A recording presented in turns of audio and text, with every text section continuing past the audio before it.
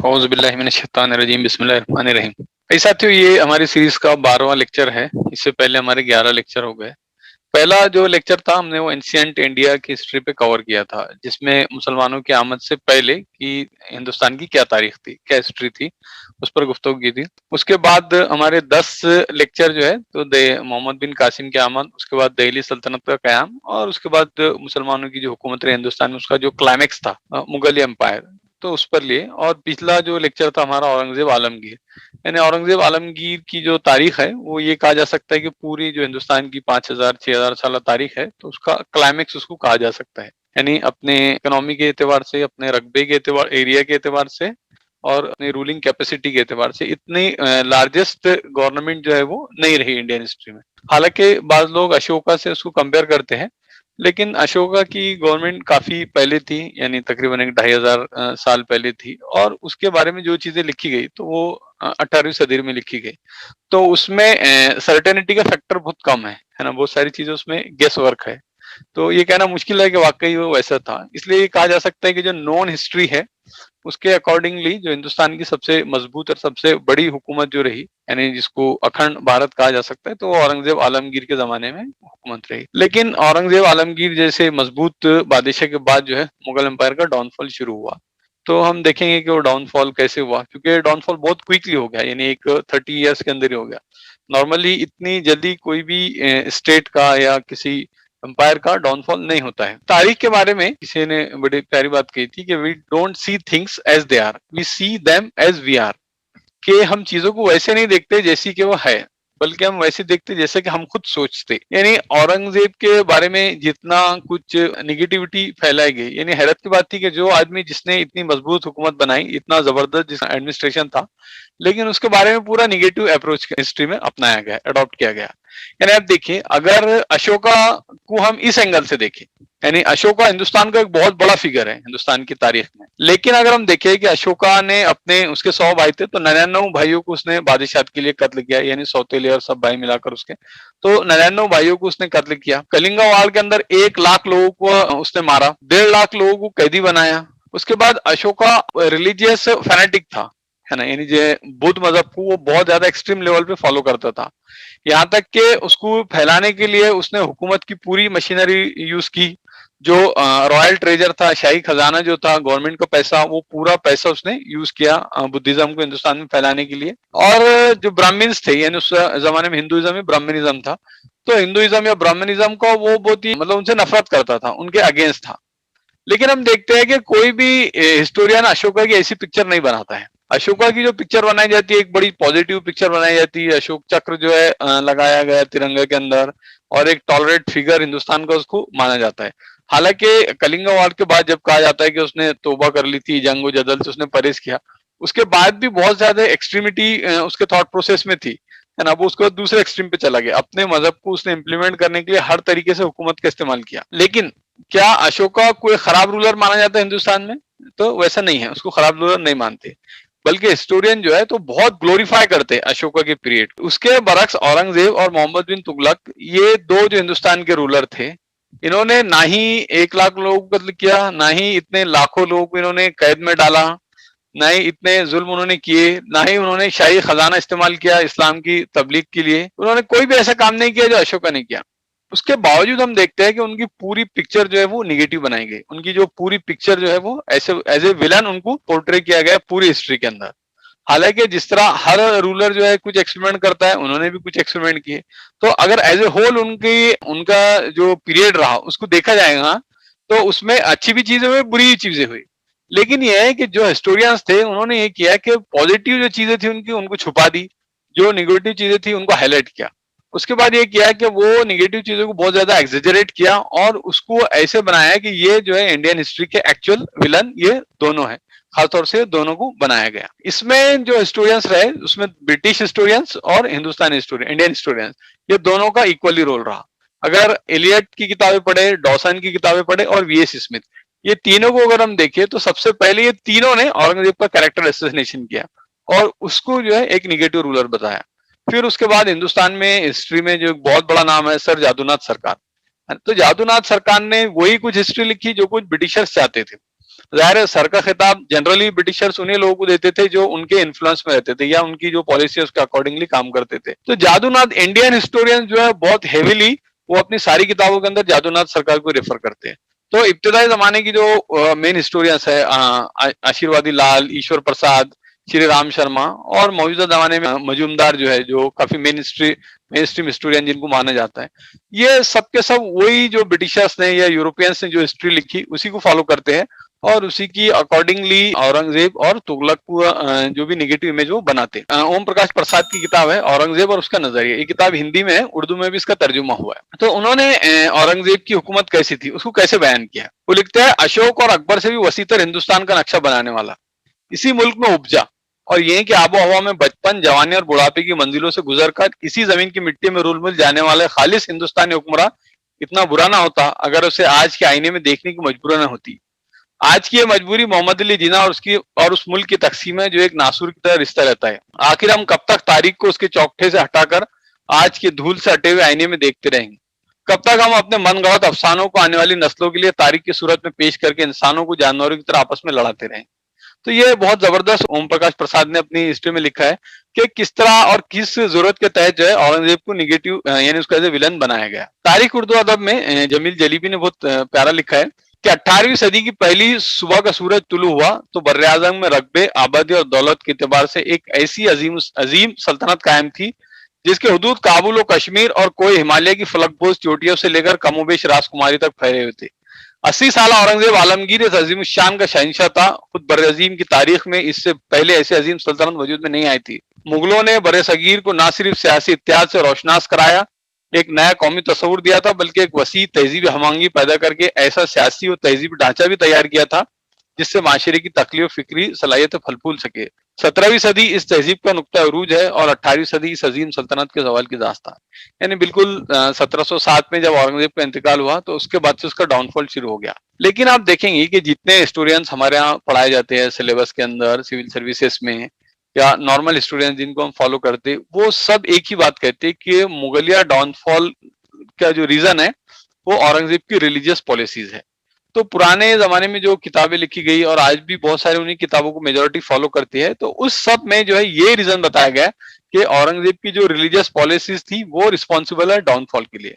लेकिन अब जो नई रिसर्चेस सामने आ रही, नई जो तहकीकात सामने आ रही, जैसे सतीश चंद्रा की, इरफान हबीब की, ये लोगों ने बताया कि नहीं, जो डाउनफॉल के रीजन है औरंगजेब की शख्सियत नहीं थी बल्कि उसके रीजन कुछ और थे। यानी रोमिला थापर ने उसकी जो किताब है मध्यकालीन भारत, उसमें मुगल डाउनफॉल के जो दो बहुत स्ट्रॉन्ग रीजन उसने लिखे हैं कि पहला सोशल एंड इकोनॉमिकल चेंजेस, यानी समाज जिस तरीके से बदला और इकोनॉमिक्स जैसे बदली, यानी उस दौर में जो इकोनॉमिक पॉलिसीज बदली उसकी वजह से डाउनफॉल हुआ। दूसरा यह है कि औरंगजेब के जो जानशीन थे वो सब के सब जो है अनकैपेबल थे, उनके अंदर आलमगीर जैसी कोई सलाहियत नहीं थी, तो इसलिए मुगलिया सल्तनत का डाउनफॉल हो गया। अखिलेश जायसवाल की किताब है औरंगजेब के हिंदुओं से ताल्लुकात, ये भी हिंदी की किताब है, उर्दू में उसका तर्जुमा हो गया है। अखिलेश जायसवाल ने तो बहुत आगे जाकर इसको बयान किया है। वो कहते हैं कि मुगल सल्तनत का जवाल का अमल बहुत पहले शुरू हो गया था, यानी मुगलिया सल्तनत का डाउनफॉल बहुत पहले शुरू हुआ था। ये तो औरंगजेब का कारनामा है कि उसने तकरीबन 50 साल तक मुगल सल्तनत को गिरने से रोके रखा। और अगर औरंगजेब जैसा सितारा हिंदुस्तान के उफक पर तुलना होता तो बहुत मुमकिन था कि मुगल सल्तनत का जवाल बहुत पहले हो जाता। क्योंकि अगर हम औरंगजेब की मजहबी पॉलिसी को ही मुगल सल्तनत के जवाल का सबब मानते हैं तो बहादुर शाह अव्वल की अपनाई फैयाजी मजहबी पॉलिसी की वजह से मुगल सल्तनत को इस्तेकाम मिलना चाहिए था, लेकिन ऐसा ना हो सका और मुगलिया सल्तनत बतदरीज रूबे जवाल होती चली गई। यानी ये तजिया जो है सबसे बेहतरीन तजिया जो अखिलेश जायसवाल ने किया कि अगर औरंगजेब नहीं होता, यानी औरंगजेब ही वो पर्सनालिटी थी, वो शख्सियत थी जिसने इस डाउनफॉल को 50 साल तक रोके रखा, अगर औरंगजेब की शख्सियत ना होती तो ये डाउनफॉल 50 साल पहले ही हो चुका होता। अब उसके बाद हम देखेंगे कि मुगलिया सल्तनत का डाउनफॉल कैसे हुआ। यानी ये जो ग्रीन मैप आपको राइट साइड में दिखा है ना, ये औरंगजेब की जो जमाने की हुकूमत थी 1705 के जमाने की, ये इतना वसी उसका रकबा था। 1707 3 मार्च को औरंगजेब का इंतकाल हुआ और उसके इंतकाल के बाद ही मुगल सल्तनत जो है उसका डिसइंटीग्रेशन, ये फर्स्ट फेज जो उसके डाउनफॉल का स्टार्ट हो गया। औरंगजेब जाहिर है एक बहुत ही मुदब्बिर शख्स था, तो वो जानता था कि मेरे इस दुनिया से जाते से ही तख्त के लिए लड़ाइयां शुरू हो जाएंगी। तो औरंगजेब ने ये किया था कि उसके जो तीनों बेटे थे तो उसने पूरा डिवाइड कर दिया था रूल, कि कौन कहां पर रूल करेगा। और जो तैमूरी दस्तूर था उसके मुताबिक कि तैमूरियों में ये उसूल था कि बाप जो है मरने से पहले सल्तनत को डिवाइड कर देता था ताकि बाद में झगड़े ना हो। तो औरंगजेब ने वैसे ही किया और वो पूरी सल्तनत जो उसने डिवाइड कर दिया। उसके 3 बेटे थे, आजम, मौजम और कामबख्श। ये तीनों में उसने डिवाइड किया कि कौन किस इलाके को रूल करेंगे और उसने वसीयत में अपने लिखकर चला गया। लेकिन जैसे ही औरंगजेब की आंख बंद हुई, उसके बाद ये तीनों बेटे लड़ाई लड़ने लगे। उसमें मौजम जो था वो काबुल का गवर्नर था, आजम गुजरात का और कामबख्श जो था वो बीजापुर का। सबसे पहले मौजम ने शुरुआत किया, वो आगरा से काबुल की तरफ आया। आजम भी जो है आगरा की तरफ आया। कामबख्श ने किया कि बीजापुर में अपने आप को रूलर डिक्लेयर कर दिया, उसने अपनी आजादी का ऐलान कर दिया। इन सब में जो सबसे स्ट्रांग कैंडिडेट था वो आजम था, क्योंकि आजम बहुत जबरदस्त वॉरियर था, बहुत पावरफुल था। उसकी जो जंगी स्ट्रेटेजीज थी वो काफी माने जाती थी। उसके अलावा औरंगजेब के जितने जो नोबल ऑफिसर्स थे, जो काबिल ऑफिसर्स थे औरंगजेब के, वो सबके सब आजम के साथ थे या उसके सपोर्ट में थे। लेकिन आजम के दूसरे प्रॉब्लम थे, यानी वो बहुत कंजूस था, बखील था, अपने ऑफिसर्स पे वो खर्चा नहीं करता था। इसी तरह वो शॉर्ट टेम्पर था, वो किसी की बात सुनने तैयार नहीं होता था और बहुत उसको जल्दी गुस्सा आ जाता था। तो ओवरऑल एक एडमिनिस्ट्रेटर एज ए लीडर जो है उसका कैलिबर बहुत कम था। और इस सबसे बढ़कर वो बहुत ओवर कॉन्फिडेंट था, यानी वो उसके अंदर इतना तकब्बुर, इतना गुरूर था कि वो किसी को खातिर में नहीं लाता था। और खासतौर से अपने भाइयों के ताल्लुक से जो उसकी राय थी वो बहुत निगेटिव राय थी। उसके बिलमुकाबिल मौजम जो था, मौजम बहुत ही डिसेंट पर्सन था, डाउन टू अर्थ था। तो मौजम ने ये किया कि मौजम चूंकि काफी रिलीजियस भी था, तो उसने प्रपोज किया कि औरंगजेब ने जो नक्शा जो तकसीम करके गया, हम उसको एक्सेप्ट कर लेंगे। अदरवाइज ये है कि वो नहीं चाहता था कि मुसलमानों का खून बहे। तो मौजम ने कहा कि हम लोग ये करते हैं कि जो औरंगजेब ने तकसीम कहा, हम लोग उसी के मुताबिक अपनी हुकूमतें बांट लेंगे। लेकिन आजम उसके लिए तैयार नहीं था। आजम ने कहा कि नहीं, मैं उसके लिए तैयार नहीं। तो मौजम ने फिर एक और ऑफर दिया कि हम एक काम करते हैं कि मैं तुम्हें और ज्यादा दे देते हम, यानी जो कुछ औरंगजेब ने तुमको दिया तो उससे बड़ा हिस्सा जो है हम तुमको देने के लिए तैयार हो जाएंगे। लेकिन आजम उसके लिए भी तैयार नहीं हुआ और उसने वो प्रपोजल भी रिजेक्ट किया। यानी उसने औरंगजेब के बारे में जो कमेंट किया, उसने कहा कि उस बुढ़े ने शादी की गुलिस्ता भी नहीं पढ़ी कि उसे मालूम होता कि दो बादशाह अकली में दर गन जंद, यानी दो बादशाह एक बादशाहत में नहीं समा सकते। यानी उसने औरंगजेब के बारे में कहा कि अगर मेरा बाप जो है शादी की गुलिस्ता पढ़ लेता तो उसको ये मालूम हो जाता था कि एक बादशाहत में कभी भी दो बादशाह नहीं आते और मैं अकेला इस सल्तनत को रूल करूंगा। यानी उसकी ख्वाहिश थी कि वो अकेला इस सल्तनत को रूल करे। बहरहाल ये सारी बातों के बाद जंग लाजमी हो गई और उसके बाद एक बड़ी जंग दोनों के दरमियान हुई। लेकिन आजम का जो बिहेवियर था उससे उसकी फौज बहुत ज्यादा नाराज थी, उसके ऑफिसर्स उसको छोड़ के चले गए थे और वो ओवर कॉन्फिडेंट भी था और उसने पैसा जैसा खर्चा करना चाहिए सिपाहियों पे वैसे नहीं किया। उसके बिलमुकाबिल मौजम जो लोग यहाँ से कट कर गए वो मौजम के साथ हो गए। मौजम ने पैसा भी खर्चा किया और वो काफी सॉफ्ट था लोगों को लेकर, तो काफी लोगों ने उसका साथ दिया और जजाओ के मुकाम पे जबरदस्त जंग हुई जिसमें कि आजम हार गया और उसके बाद उसी जंग में वो मारा भी गया। मौजम औरंगजेब के बाद हिंदुस्तान की मुगलिया सल्तनत का नया रूलर करार पाया। लेकिन मौजम बहुत अकोमोडेटिव था, उसने सारे लोगों को अपने साथ लिया। जितने लोग थे उसके मुखालिफ भी थे, जो लोगों ने बगावतें भी की थी, उसके अगेंस्ट भी लड़े थे, उसने उनको माफ कर दिया और एक अच्छी गवर्नमेंट जो उसने तरतीब दी। तीसरा जो बेटा था औरंगजेब का, कामबख्श, वो बहुत ज्यादा जालिम था अपने इलाके के, मतलब टायरेंट रूलर था, वो लोगों पे जुल्म करता था, शॉर्ट टेम्पर था, यानी किसी भी एतबार से उसके अंदर हुक्मरानी की सलाहियतें नहीं थी। लेकिन उसके बावजूद मौजम में उसका भाई था, तो मौजम ने उसको वो सेम पैकेज ऑफर करा जो इससे पहले वो आजम को ऑफर कर चुका था कि जो हिस्सा तुमको औरंगजेब ने दिया है तुम वो ले लो और उसी पे उसने रूल करो। लेकिन जाहिर बात है कामबख्श की भी बड़ी ख्वाहिशात थी और उसने वो ऑफर रिजेक्ट कर दिया। उसके बाद दोनों के दरमियान जोरदार जंग हुई और 1708 के अंदर कामबख्श मारा गया और इस तरह मौजम पूरे हिंदुस्तान का रूलर बन गया। तो उसने अपना जो खिताब लिया, बहादुर शाह वन जो है उसको कहा जाता है, या शाह आलम भी उसको कहा जाता है, ये उसने लकब अपने लिए पसंद किया। बहरहाल मौजम जो था बहुत ही माइल्ड टेम्पर का आदमी था, लर्नेड था, काफी डिग्निफाइड एंड जेनरस था, नॉलेजेबल पर्सन था, बहुत ही नरम दिल आदमी था वो। So he was a man of dignity, piousness and religious. यानी औरंगजेब की जो भी मजहबी खुसूसियात थी वो सबके सब उसके अंदर थी। लेकिन औरंगजेब की जो कायदाना सलाहियतें थी, जो रियासत को चलाने की उसकी कैपेसिटी थी, जो उसकी एडमिनिस्ट्रेटिव क्वालिटीज थी, उसमें से एक भी मौजम के अंदर नहीं थी। तो मौजम ने किया कि उसके पूरे जो स्टेट के अफेयर्स थे वो सबके सब ऑफिसर्स के भरोसे छोड़ दिया। यानी ये बिल्कुल ऐसी बात थी कि औरंगजेब जैसा स्ट्रिक्ट आदमी जिसने 50 साल तक उसके हर एक ऑफिसर को ऑन द टोज रखा, जिसके पास से सिर्फ रियासत की बड़ी से बड़ी नहीं बल्कि छोटी से छोटी रिपोर्ट रहती थी और हर मामले में वो क्विक डिसीजन लेता था। उसके बाद एक ऐसा बादशाह बना कि जिसने पूरी बादशाह जो है वो ऑफिसर्स के भरोसे छोड़ दिया। तो ये बिल्कुल पहला फेज था कि जिसमें डाउनफॉल स्टार्ट हो गया। औरंगजेब बहुत डिसिप्लिन आदमी था, उसके बिलमुकाबिल मौजम के अंदर कोई डिसिप्लिन नहीं था। वो बहुत ही उसके अंदर कायदाना सलाहियतें नहीं थी, इसी तरह अफराद का जो सिलेक्शन था वो उसको बहुत खराब था, कभी भी वो सही लोगों को सही पोजीशन नहीं देता था।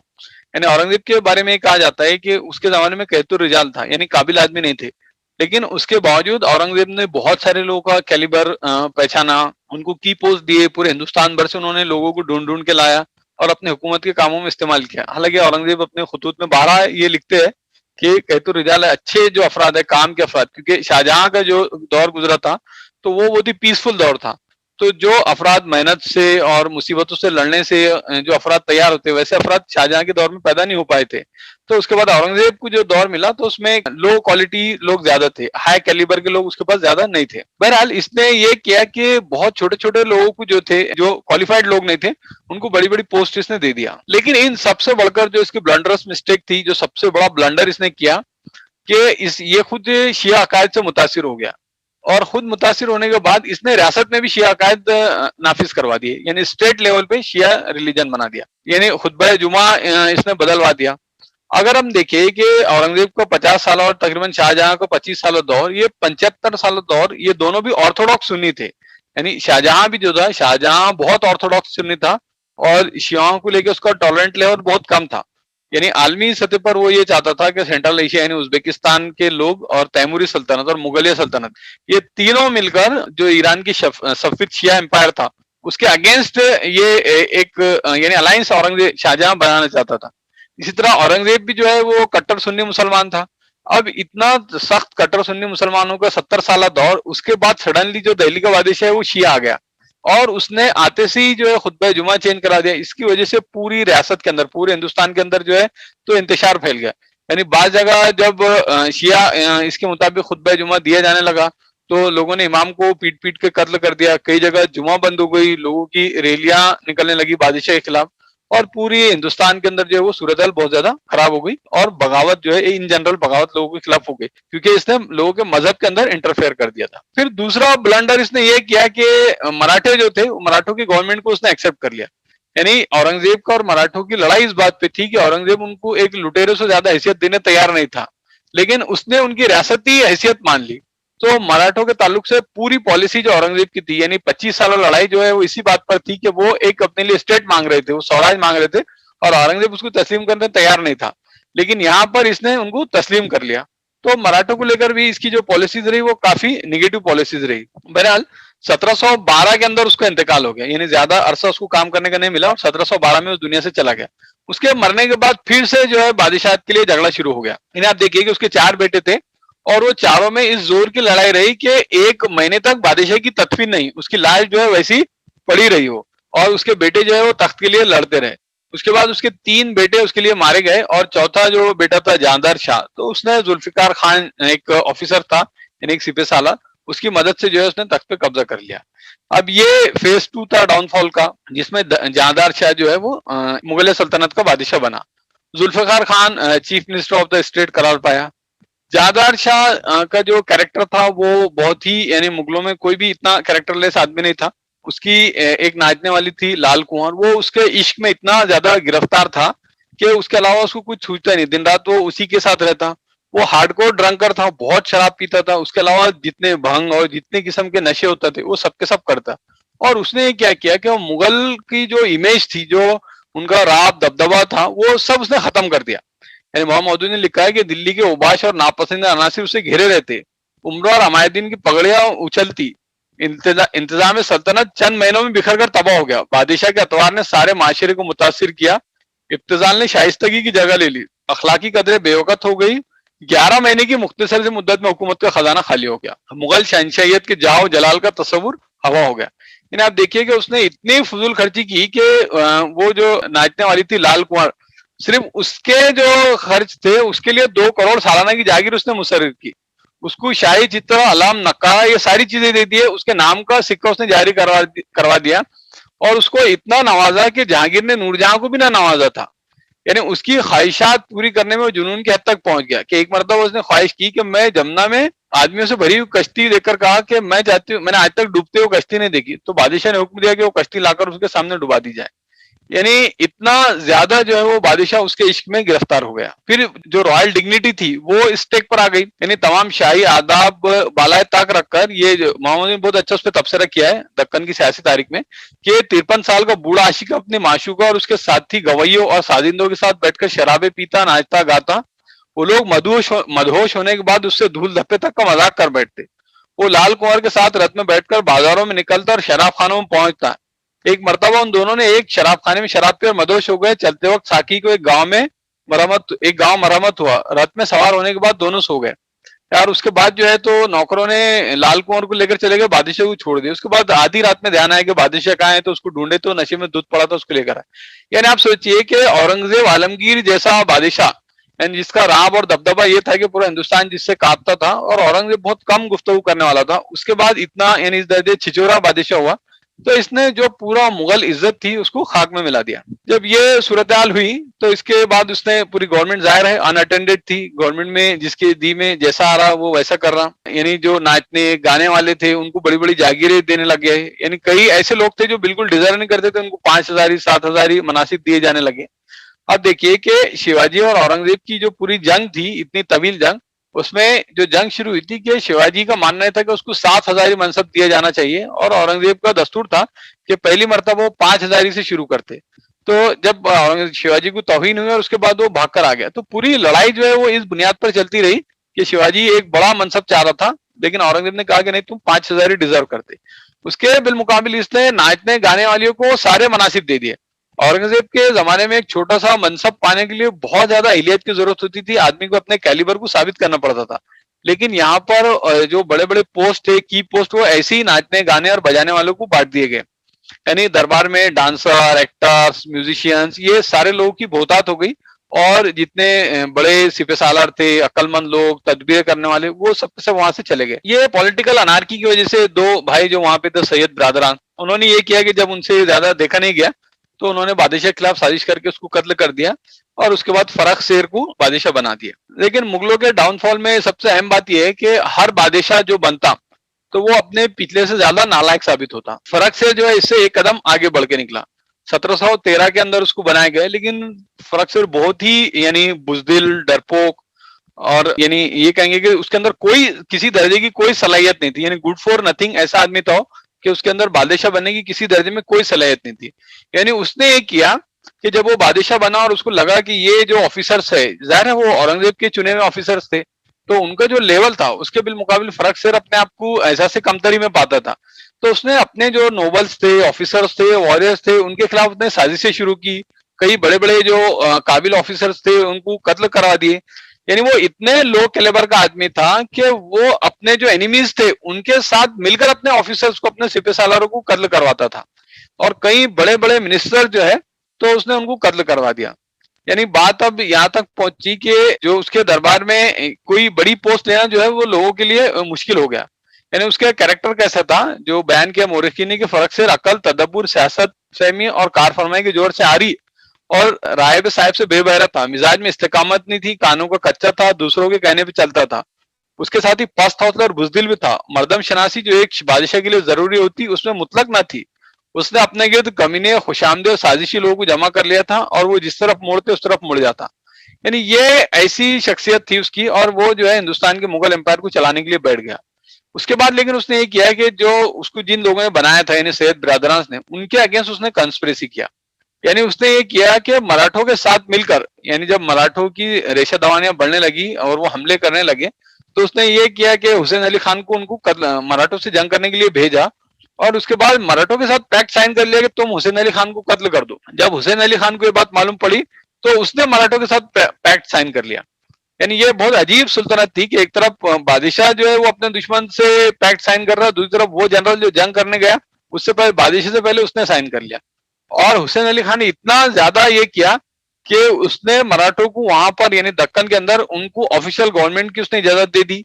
इससे पहले वो चौथ यानी 1/4 टैक्स लेते थे, उसने उनको 34, यानी वो जो चौथ लेते थे वो तो लूट मार करके लिया करते थे, इसने ऑफिशियली गवर्नमेंट की तरफ से 35% टैक्सेस उनको देने की बात मान ली। फिर उसके बाद मराठों को दक्कन के अंदर मुगलिया सल्तनत ने पार्टनर की हैसियत दे दी उसने। फिर उसके बाद वो सारा दौर, यानी वो सारा इलाका जो शिवाजी के जमाने में फतेह किया था, वो सारे 16 अजला उसने उनको दे दिए।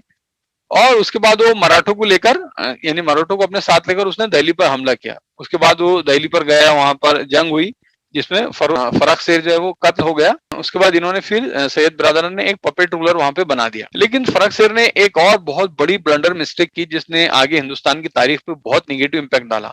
यानी जिस जमाने में बीमार हुआ था तो उसने डॉक्टर विलियम हैमिल्टन, एक ब्रिटिश डॉक्टर था, तो उसने उसका ट्रीटमेंट किया। तो फर्रुख शेर ने उससे इम्प्रेस होकर ईस्ट इंडिया कंपनी को इतनी ज्यादा फैसिलिटीज उसने ग्रांट कर दी, यानी विदाउट टैक्स पे वो बिजनेस परमिशन उनको बंगाल और हैदराबाद के अंदर दे दी।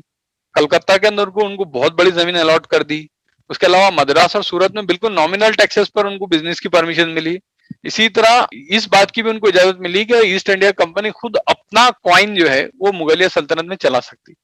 यानी ये जो परमिशंस थी, तो इससे पहले ईस्ट इंडिया कंपनी एक छोटी सी तिजारती फर्म थी, लेकिन उसके बाद वो एक लार्ज स्केल बिजनेस ऑर्गेनाइजेशन बन गई। यानी ये जो फर्रुख शेर की सबसे ब्लंडर मिस्टेक थी। ईस्ट इंडिया कंपनी को जैसी ये सारी सहूलतें मिली उसका प्रॉफिट कई गुना बढ़ गया। उन्होंने ये क्या किया कि ईस्ट इंडिया कंपनी बहुत हिंदुस्तान की जो पॉलिटिकल सिचुएशन थी उसको ऑब्जर्व कर रहे थे, तो उन्होंने किया कि जो भी प्रॉफिट आने लगा तो उसको मिलिट्री पावर के अंदर कन्वर्ट करने लगे। उसके बाद सैयद ब्रदर्स ने ये किया कि एक पपेट रूलर उन्होंने बनाया, रफीउद दरजात। ये 20 साल का एक नौजवान था जो टीबी का पेशेंट था, लेकिन वो कोई डिसीजन नहीं ले सकता था, तो उसको बनाया। कुछ दिन उसके आड़ में हुकूमत की। फिर जब वो बहुत ज्यादा बीमार हो गया तो उसका जो भाई था रफीउद दरजात, उसको बना दिया गया। वो भी ऐसे ही बच्चा था, लेकिन वो भी 3 महीने के बाद मर गया। फिर उसके बाद उन्होंने रोशन अख्तर, यानी जिसको कहा मोहम्मद शाह, उसको जो है उन्होंने रूलर बनाया। यानी ये सैयद ब्रदरान क्या करते थे कि कोई भी पपेट रूलर बना देते थे और उसके आड़ में जो है वो खुद हुकूमत करते थे। मोहम्मद शाह जो है उसको रंगीले भी कहा जाता है, उसके नाम से ही उसके कैरेक्टर का पता चलता है कि कैसा वो शख्सियत होंगी। यानी औरंगजेब के इंतकाल के बाद 12 साल में मोहम्मद शाह रंगीले छठा रूलर था। यानी आप देखिए कि बाबर से लेके औरंगजेब तक तकरीबन पहले 200 साल के अंदर 6 रूलर्स थे, लेकिन यहाँ औरंगजेब के इंतकाल के बाद 12 साल के अंदर 6 बादशाह बदल गए। और सैयद ब्रदरान ने पूरा जो मुगलिया सल्तनत थी वो अपने कब्जे में ले ली, और वो भयानक किस्म की पॉलिटिक्स करते थे। और उन्होंने बेइंतहा दौलत जो है वो मुगलिया सल्तनत को उन्होंने लूटा, और पूरी जो हिंदुस्तान की सल्तनत थी उसको दरहम बरहम कर दिया उन्होंने। और जितने ऑफिसर्स थे उन्होंने उनको साम दाम दंड भेद हर तरीके से उन्होंने अपने कंट्रोल में पूरे मुगल एम्पायर को ले लिया। लेकिन एक ऐसा आदमी था जो उनके कंट्रोल में नहीं आया, और वो था निजामुल मुल्क। बहरहाल इनकी जो पॉलिसीज थी जब वो बहुत ज्यादा खराब होने लगी तो लोग उनसे नाराज होना शुरू हो गए, खुद रॉयल ऑफिसर्स उनसे नाराज हो गए। उसमें अब्दुल्ला खान जो था वो हिंदू मजहब से बहुत ज्यादा मुतासिर था, बल्कि कहा जाता है कि वो बहुत सारे रिचुअल्स जो है वो हिंदुओं के मनाता भी था। और उसने जो सबसे बड़ा यानी उसके जमाने में ये किया कि जो लोग मुसलमान होते उनको वो सख्त सजाएं देता। यानी एक खातून थी, उसने इस्लाम कबूल किया, तो उसने ये किया कि उसका सर मुंडा कर जो है पूरे दिल्ली के अंदर उसको घुमाया और उसको बहुत जलील किया। तो इसके बाद जो उल्मा थे वो उसके बहुत अगेंस्ट हो गए, और उल्मा ने फिर उसके बाद जो रॉयल ऑफिसर्स थे उनको भी कहा कि यानी अब ये ऐसी सिचुएशन है कि यहाँ पर सल्तनत से ज्यादा इस्लाम पर सवाल आ गया। तो बहरहाल लेकिन ये दोनों भाइयों ने क्या किया था कि मोहम्मद शाह को पूरा अपने कंट्रोल में रखा था। उसको किसी से बात नहीं करने देते, किसी से मिलने नहीं देते, उसका खाना पीना हर चीज जो है वो इनके अकॉर्डिंग थी। लेकिन उसके बाद निजामुल मुल्क जो थे ये औरंगजेब के जमाने के ऑफिसर थे, तो इन्होंने ये तय किया कि अब वक्त आ चुका है कि इनके खिलाफ बगावत की जाए। तो निजामुल मुल्क आसिफ जाह, इनका थोड़ा इंट्रोडक्शन हम लेंगे कि मीर कमरुद्दीन उनका असल नाम था, लेकिन उनको 2-3 लकब मिले थे, एक निजामुल मुल्क का, दूसरा आसिफ जाह का, तीसरा चीन कुली खान का। ये 3 उनको बड़े बड़े लकब जो है अपनी पूरी जिंदगी के दरमियान मिले थे। ये उस जमाने में यानी औरंगजेब के बहुत ही ट्रस्टेड जनरल थे, और उसके औरंगजेब के खास थे। यानी इतना इनका पर्सनल रिलेशन था औरंगजेब के जमाने में कि एक मरतबा जब ये इनके वालिद से इनकी किसी बात पर झगड़ा हो गया, और ये जब औरंगजेब से मिलने गए तो औरंगजेब ने इनको मिलने से इनकार कर दिया, कहा कि जाओ पहले अपने वालिद को मनाओ और उसके बाद मेरे पास आना। तो इतने पर्सनल रिलेशन इनके औरंगजेब के थे। लेकिन जब उन्होंने देखा कि ये सल्तनत की कैफियत हो गई और यहाँ पर भांड और गवैये ये लोग बादशाह के करीब हो गए, और जो काबिल लोग हैं उनकी कोई कदर नहीं है, तो उन्होंने अपनी प्राइवेट लाइफ शुरू कर दी थी। लेकिन उसके बाद 1714 के अंदर फर्रुख शेर ने उनको वापस बुलाया और दक्कन का वायसराय बना के भेजा। जब वो कुछ दिनों तक वहां पर एडमिनिस्ट्रेशन करते रहे तो उनके समझ में ये बात आई, और फर्रुख शेर ने उनको निजामुल मुल्क का जो है लकब दिया था। उनको निजाम वन भी कहा जाता है। निजामुल की जिंदगी का मुताला करने से मालूम होता है कि कुछ अपनी फितरत यानी कुछ नेचर की तरफ से और कुछ आलमगीर की तरबियत से उनके अंदर बड़ी हद तक वही खुसूसियात मौजूद थी जो खुद उनके मुरब्बी के अंदर समझी जाती थी। यानी वही मजहबियत, वही वकार, वही आदाब व मरातिब का पास व लिहाज, वही तरह से तदाबीर और अंदाज सियासत, वही तरीका ज़ब्त उम्र, वही किफ़ायत शायरी और वही सादगी और ज़ुहद पसंदी उनके यहाँ थी जो आलमगीर के यहाँ नजर आती। बल्कि ये कहा जा सकता है वो बिल्कुल औरंगजेब की शख्सियत के कॉपी थे वो। बहरहाल 1719 से लेकर 1722 तक आसिफ जाह यानी निजामुल मुल्क ने या निजाम वन ने ये कोशिशें की कि किसी तरह सैयद ब्रादर्स को जो है उनका जोर खत्म करके उनको मुगल कोर्ट से वो किया जाए। लेकिन ये बात जो है सैयद ब्रादर्स जानते थे कि उनकी राह में जो सबसे बड़ी रुकावट है वो निजामुल मुल्क ही है। तो उन्होंने ये किया कि निजामुल मुल्क को खत्म करने की उन्होंने साजिश की। जैसे निजामुल मुल्क को ये पता चला तो 1719 के अंदर उन्होंने दिल्ली छोड़ दी और वो मालवा शिफ्ट हो गए। सैयद ब्रदर्स ने क्या किया कि यहाँ से उनको मालवा से बर्खास्त कर दिया और उनके खिलाफ लड़ने के लिए एक आर्मी भेज दी। तो इससे पहले के सैयद ब्रदर्स की आर्मी जो है मालवा पहुंचती तो निजामुल मुल्क बहुत चालाकी से मालवा से निकल गए और उन्होंने फौरन ही बरारा और खानदेश पर कब्जा कर लिया और दो बड़े जो स्ट्रांग सूबे थे दक्कन के उनके पास आ गए। उसके बाद 1720 के अंदर पंदार यानी बुरहानपुर के करीब जो है पहली जंग हुई। दिलावर खान जो था वो मुगल आर्मी की तरफ से था, उसकी बहुत बड़ी आर्मी थी, बड़ी फौज थी। लेकिन जाहिर है उस वक्त निजामुल मुल्क हिंदुस्तान के वन ऑफ द बेस्ट यानी वो औरंगजेब के जनरल थे, तो उनके मुकाबले वो टिक नहीं पाया और वो हार गया। पूरी जंग जो है वो कंप्लीटली वन साइड रही। इनके कुछ 100 सिपाही मरे, उसके मुकाबले में उसके हजारों सिपाही मारे गए। उसके बाद दूसरी फौज जो है वहां से आई, दिल्ली से भेजी गई, जो अकोला यानी बालापुर में जंग हुई। आलम अली खान जंग हार गया और निजामुल मुल्क उसके बाद वो जंग जीत गया। उसके बाद निजामुल मुल्क ने पूरे ऑफिसर्स को अपने कंट्रोल में लिया और सैयद ब्रदर्स को जो है उनको तबाह करके उनको कत्ल करा दिया। यानी दोनों भाई जो है वो मारे गए, यानी पूरा प्लानिंग करके उनको कत्ल कर दिया गया। लेकिन सैयद ब्रदर्स जो है यानी उनकी पूरी फैमिली थी, ऐसा नहीं कि सिर्फ दो भाई थे, उनकी पूरा बड़ा खानदान था। उन्होंने 8 साल तक जो है मुगल सल्तनत को तकरीबन जो है वो अंदर से खोखला उन्होंने कर दिए थे। हालांकि वो फरक शेर की बहुत ही बुरी वो चॉइस थी। यार आप देखिए कि औरंगजेब ने अपने जो जानशीन थे उनके बारे में, ये जो सैयद थे उनके बारे में औरंगजेब ने जो वसीयत की थी, तो इससे समझ में आता है कि औरंगजेब कितने मर्दुम शुनास थे, यानी लोगों को पहचानने के अंदर उनकी कैसी गैरमामूली सलाहियत थी। तो औरंगजेब ने लिखा था कि बारिया के सैयद दुआ और नेक ख्वाहिशात को पेश करने वाले हैं, तुम उनके एहतराम में कभी कसर ना करना, उससे तुम्हें दुनिया और आखिरत दोनों जहां में फायदा होगा। लेकिन बारिया के सैयदों से मामलात में बहुत चौकन्ना रहना चाहिए। दिलो जान से उन्हें चाहना, लेकिन बारिया के ओहदों को बढ़ाना भी मत, वरना वो हुकूमत में इंतहाई बासर शरीक बन जाएंगे। सिर्फ यही नहीं, वो अपने लिए हुकूमत ही की मांग करने लगेंगे। अगर हुकूमत की थोड़ी बहुत लगाम तुम उन्हें अपने हाथ में लेने दोगे तो अंजामकार तुम्हें बेइज्जत होना पड़ेगा। यानी ये औरंगजेब की फोरसाइटनेस हमको समझ में आती है कि उन्होंने किस दर्जे उनको पहचान लिया था, लेकिन फरक से ने पूरी गवर्नमेंट उनके हाथ में दे दी और इस तरह हुकूमत जो है 8 साल तक वो लूटती रही। बहरहाल उसके बाद मोहम्मद शाह डिफेक्टिव रूलर बन गया, यानी एक्चुअल जो है उसके हाथ में गवर्नमेंट आ गई। निजामुल मुल्क पहले 3 महीने एक दूसरा रहा, फिर वो मर गया, उसके बाद निजामुल मुल्क को प्राइम मिनिस्टर बनाया गया। लेकिन अब यहाँ से असल क्लैश शुरू हो गया। जाहिर है निजामुल मुल्क जो है वो औरंगजेब के अंडर में जिस आदमी ने काम किया उसको फर्क मोहम्मद शाह के साथ वो कैसे काम कर सकता। तो मोहम्मद शाह का नया वजीर एक ऐसा शख्स था जिसने आलमगीर आजम की दामन तरबियत में आंख खोली थी और जिसकी निगाह में सियासत, हुकूमत और बादशाह फरमारवाई का नमूना आलमगीर की जात थी। वो हिंदुस्तान के तख्त पर एक ऐसे शख्स को देखना चाहता था जो शाहाना तजम्मुल व वक़ार, बुर्दबारी व तामुल, हिफ्ज़ आदब व मरातिब, तहजीब व अखलाक व तादीब, इत्तिबा ज़ब्त व औकात व फज़ल मामलत में आलमगीर का नमूना हो।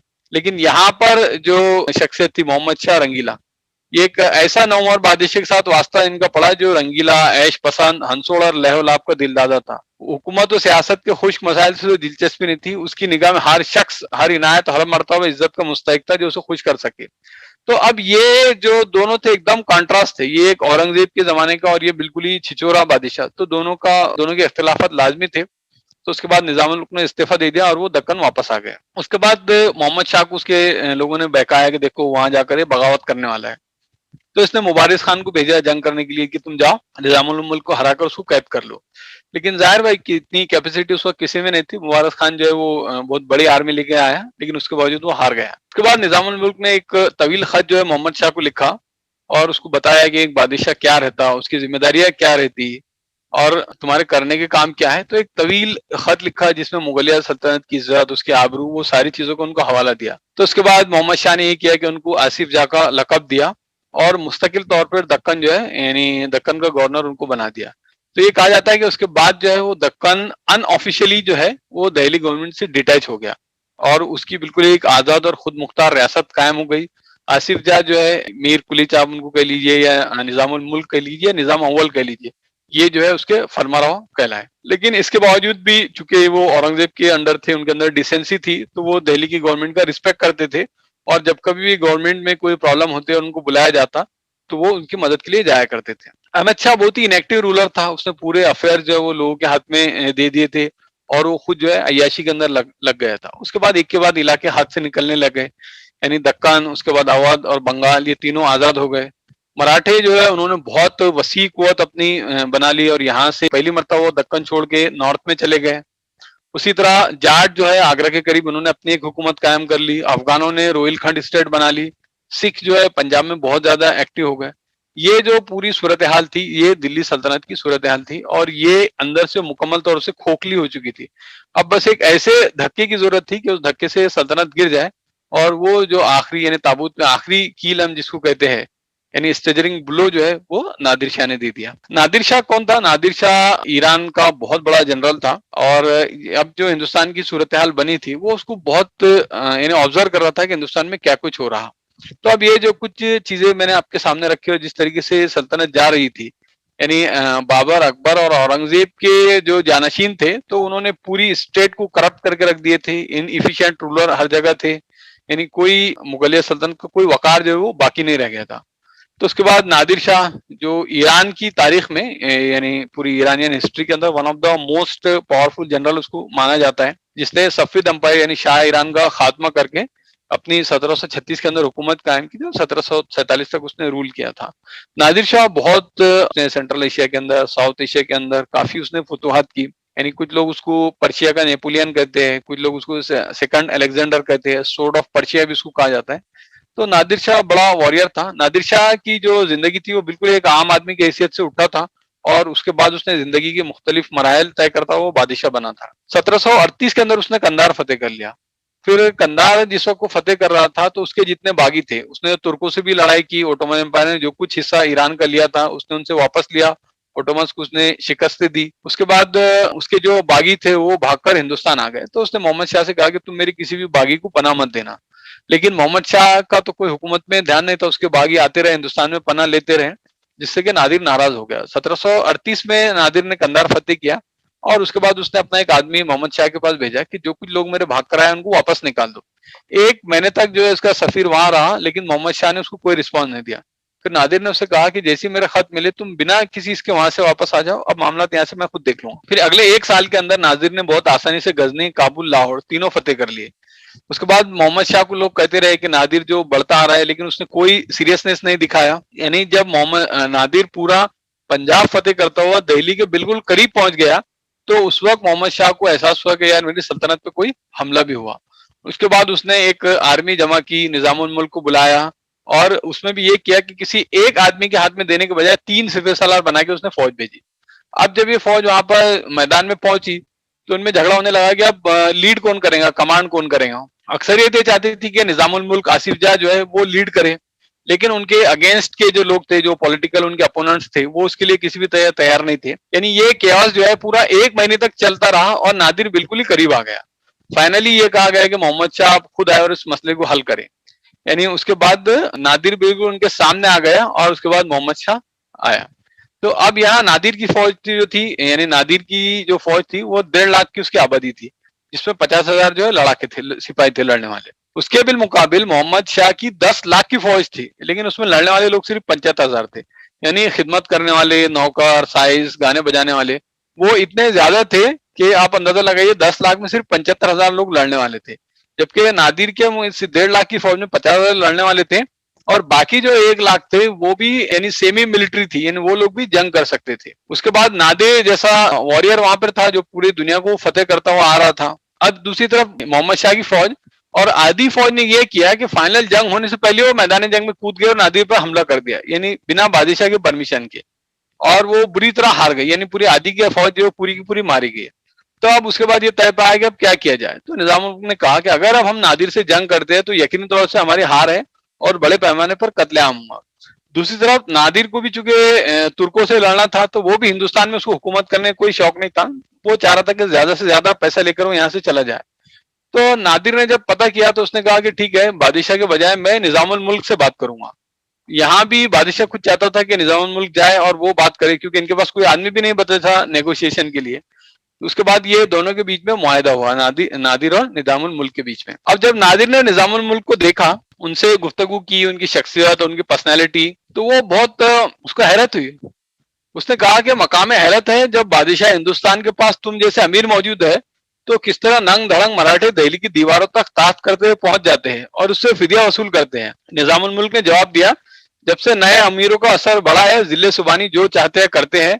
मेरे मशवरे उनके नजदीक काबिल कबूल नहीं है, इसलिए मैं मायूस कुन होकर दक्कन में गोशागीर हो गया हूँ। यानी बहरहाल नादिर ने जब देखा और उसने कहा कि यार इतना काबिल आदमी यहाँ है उसके बावजूद भी ये सल्तनत इतनी कमजोर क्यों है। तो फिर निजाम ने बताया कि यहाँ पर जो है सलाहियतों का कोई रिकॉग्निशन नहीं है। बहरहाल उसके बाद पैक्ट हो गया और ये तय पाया कि 30 लाख रुपए दिए जाए, 50 लाख रुपए दिए जाएंगे, 20 लाख अभी और 30 लाख रुपए बाद में। और नादिर वापस जाने लगा, तो जिससे निजामुल मुल्क का काफी असर बढ़ गया कि नहीं यार ये आदमी, बहरहाल नादिर ने भी उसको रिकॉग्नाइज किया और उसने नादिर को भी कन्विंस कर लिया। तो उसकी वजह से जो अपोनेंट्स थे, जो पॉलिटिकल अपोनेंट्स थे निजामुल मुल्क के, उनको ये बहुत धक्का लगा। उनको लगा कि अब दिल्ली सल्तनत में निजामुल मुल्क का रुतबा जो है वो बढ़ जाएगा। तो सादत खान एक आदमी था, निगेटिव कैरेक्टर का था, तो वो जाके उसने नादिर से मिला और उसने कहा कि जो दौलत तुमने ली है ये बहुत थोड़ी दौलत है, अगर तुम दिल्ली पर हमला करो तो इससे कई गुना ज्यादा जो है दौलत तुमको मिलेंगी।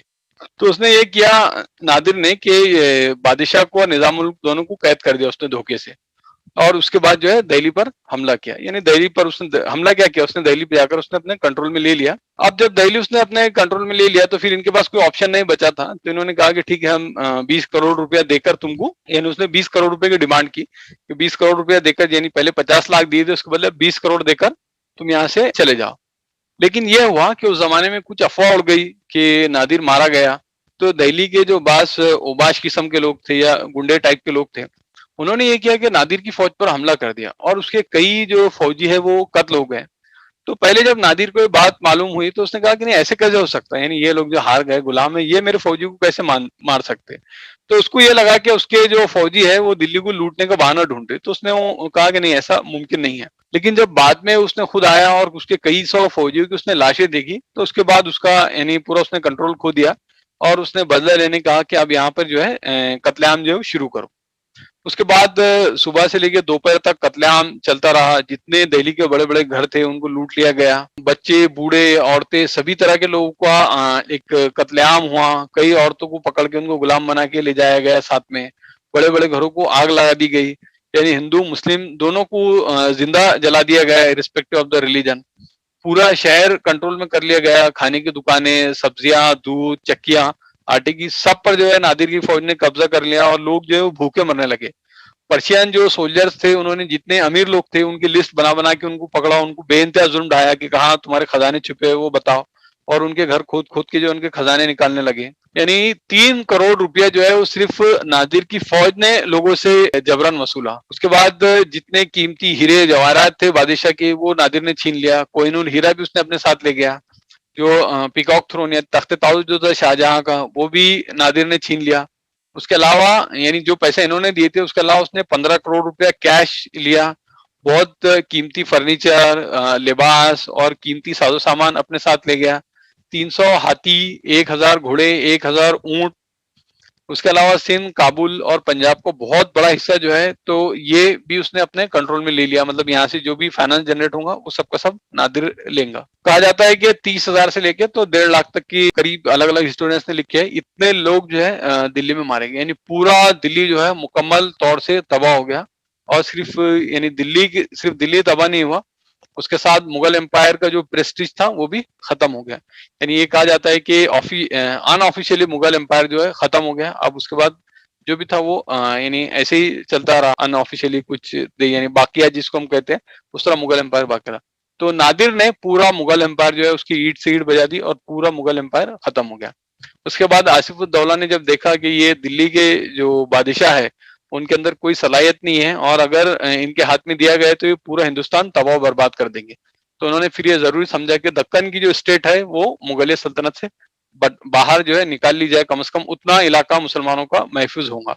और उसके बाद उन्होंने अपने सलाहियतों से और अपनी काबिलियतों से उस इलाके को डेवलप करना शुरू हुआ। तो ये मुगल एम्पायर का डाउनफॉल था जो आज हमने देखा। इंशाल्लाह इसके बाद एक या दो लेक्चर हमारे और रहेंगे जिसमें अहमद शाह अब्दाली जो है, जो अभी यानी नादिर की फौज थी उसमें अहमद शाह अब्दाली भी एक सिपह सालार की हैसियत से मौजूद था। उसके बाद अहमद शाह अब्दाली ने अपना एम्पायर कायम किया, फिर उसने जो हिंदुस्तान पर हमला किया उसकी तफसीलात हम देखेंगे। उसके बाद शाह वलीउल्लाह की शख्सियत और उसके बाद 1857 का जो गदर हुआ था उसको मुख्तसर में देखेंगे, ज्यादा डिटेल में नहीं जाएंगे। तो इंशाल्लाह अगले 1 या 2 लेक्चर में हमारी ये सीरीज खत्म हो जाएगी। जज़ाकल्लाह।